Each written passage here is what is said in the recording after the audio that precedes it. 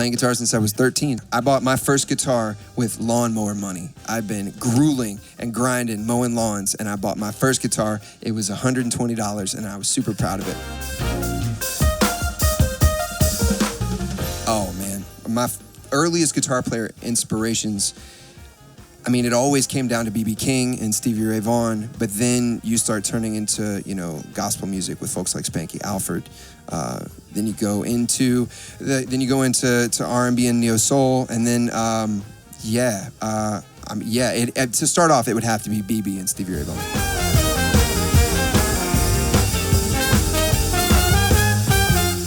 I first discovered Elixir Strings when somebody recommended them to me when I was a kid. I just started playing acoustic guitar and put some elixirs onto the guitar, and it kind of blew me away. That whole coating on the outside and everything. I know that's an elixir signature, but it kind of changes the whole way you play. It just adds sheen to everything you do.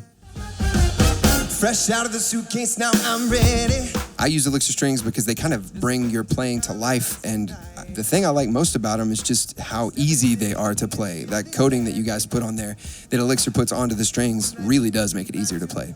No joke.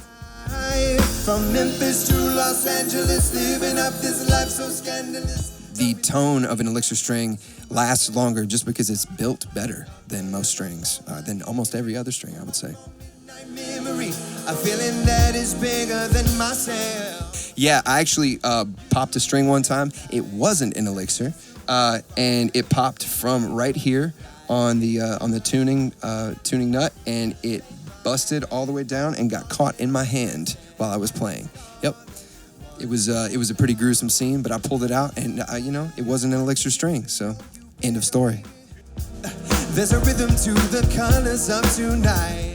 Yeah, when you're playing longer gigs or you're playing outside and it's 98 degrees, or you're jamming the van and it's super hot inside and it's Memphis and it's summertime, you start playing, and before too long, just depending on how oily your hands are, the strings will start to corrode, and you got to have the right string so that doesn't happen. So I know that the coating on the elixirs keeps that from happening for me. Bigger than myself.